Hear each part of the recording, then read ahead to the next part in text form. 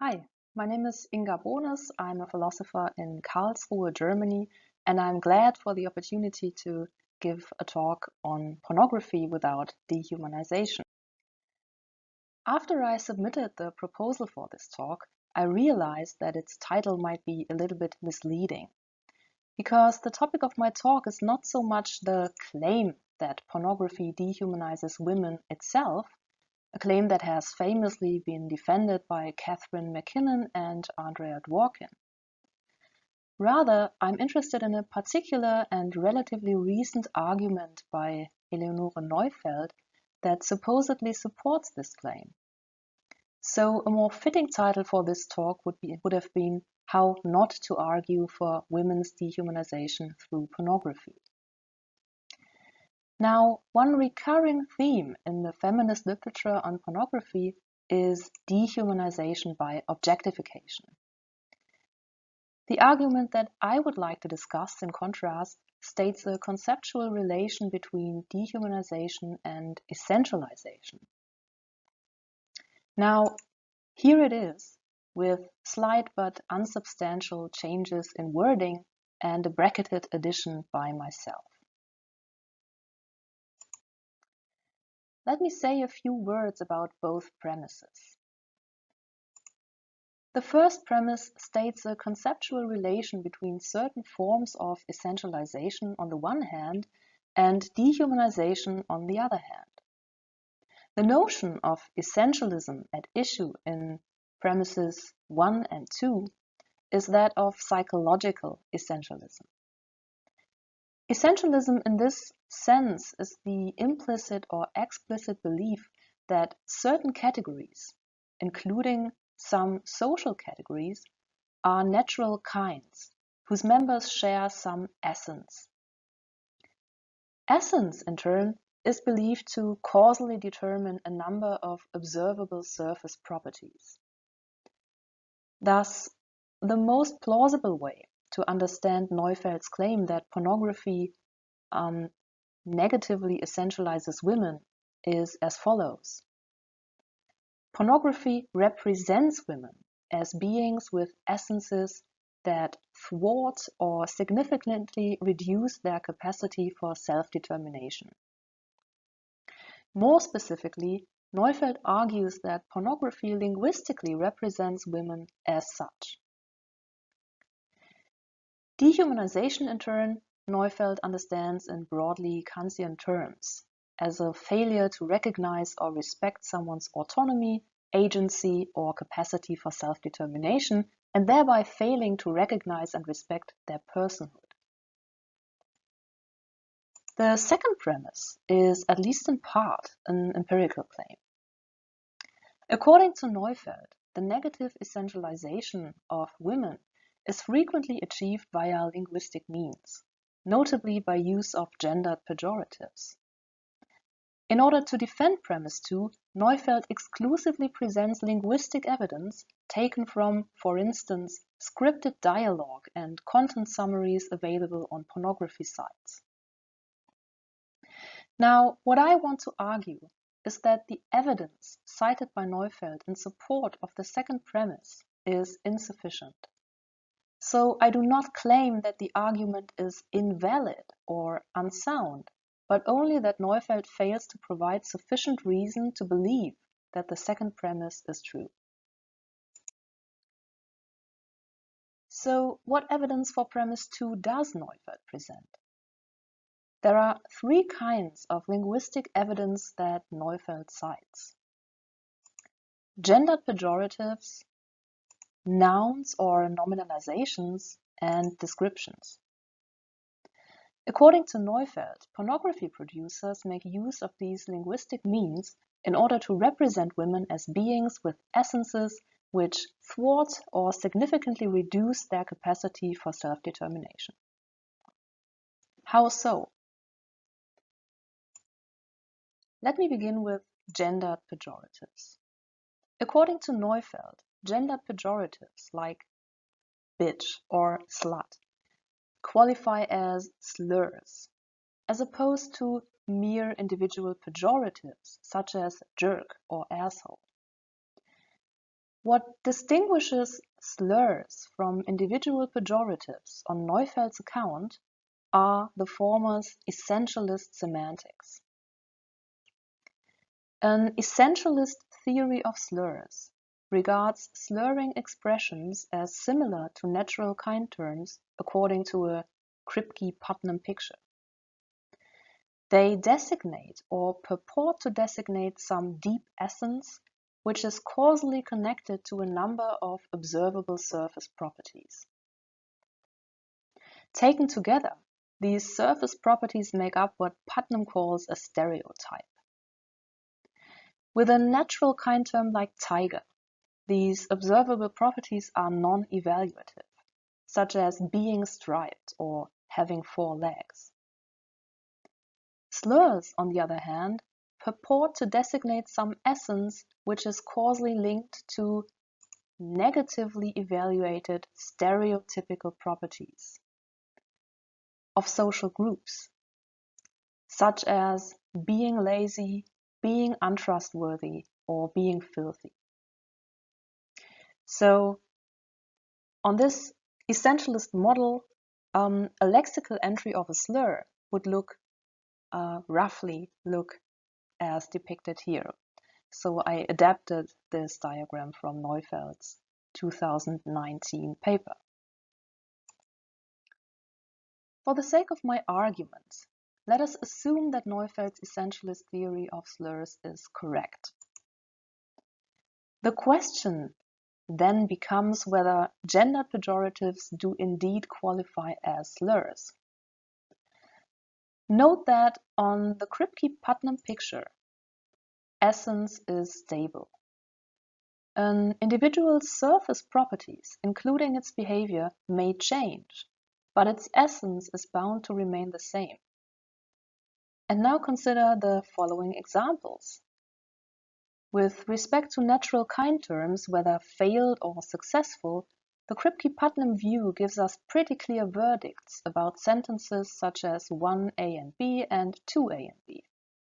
And the plausibility of the Kripke-Putnam view owes a lot to speaker intuitions about such and similar sentences.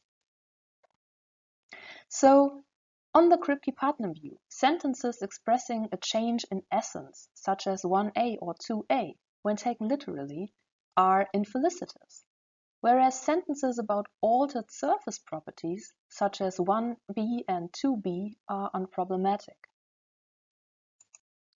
And now consider the following examples.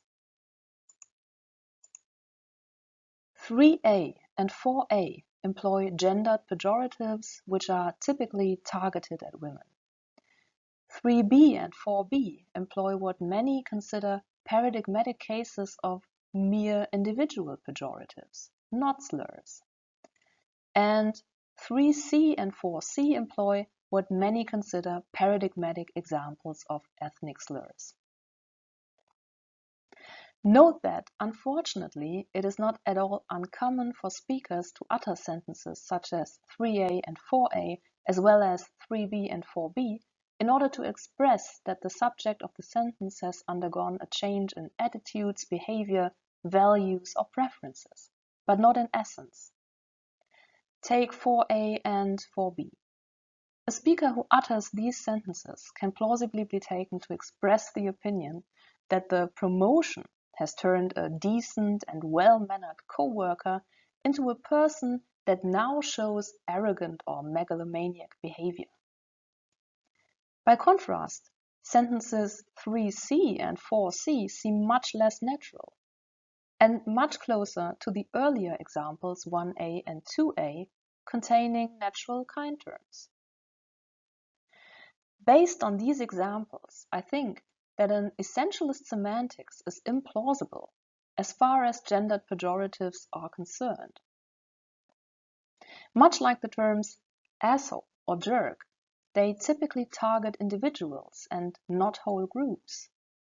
And they are usually used to express contempt based on personal qualities or temporary behavior, not based on some kind of group essence. So I contend that the gendered pejoratives discussed here do not essentialize their targets, Therefore, they do not negatively essentialize either.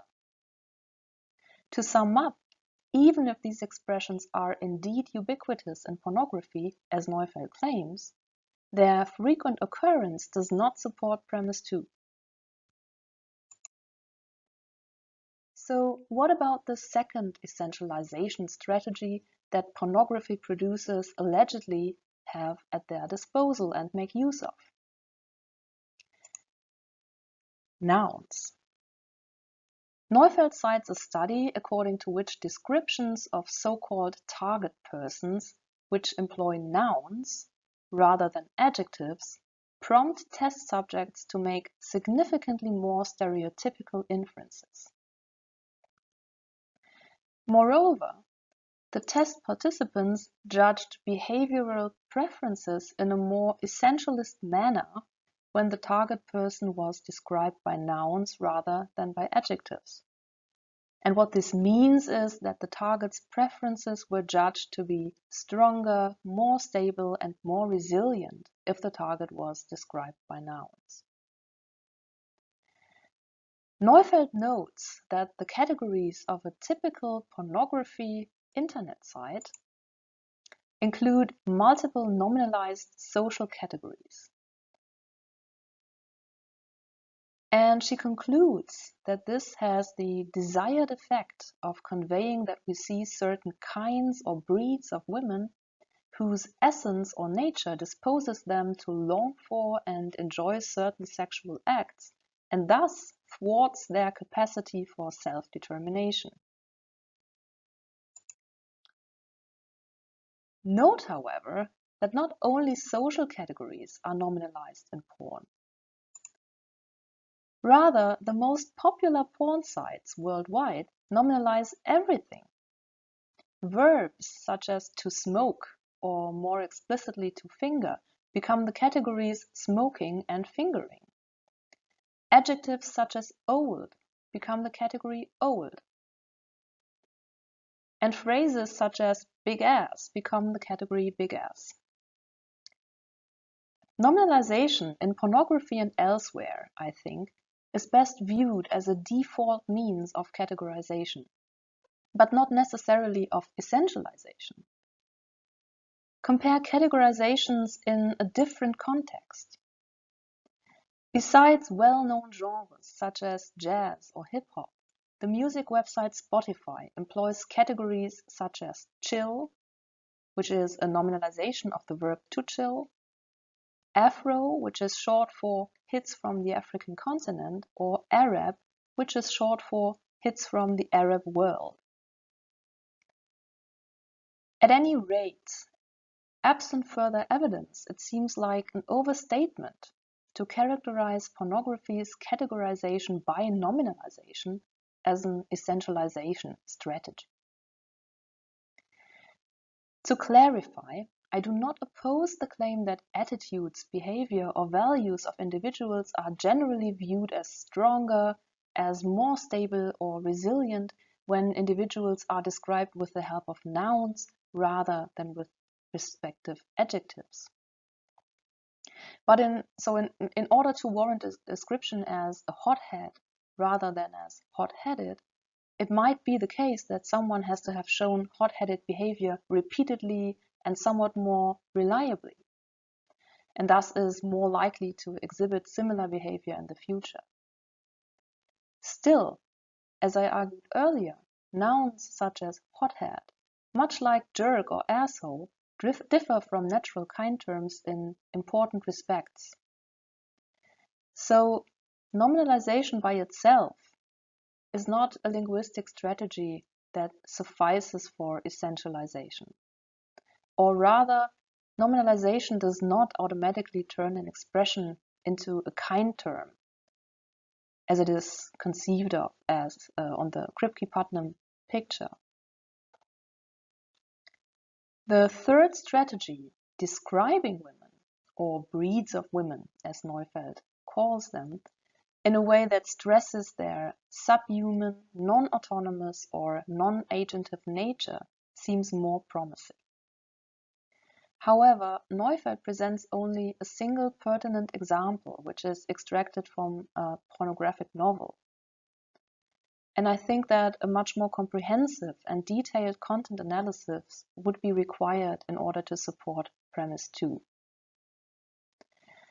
To sum up, I think that language has an important role to play in and around pornography, a role which certainly merits further investigation.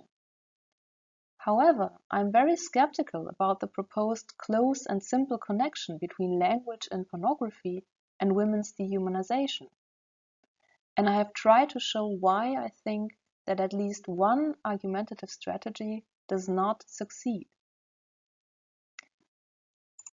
Now, thank you very much, and if you're interested in the full paper, in the first draft of a full paper, I'd be glad if you write me an email. Thank you.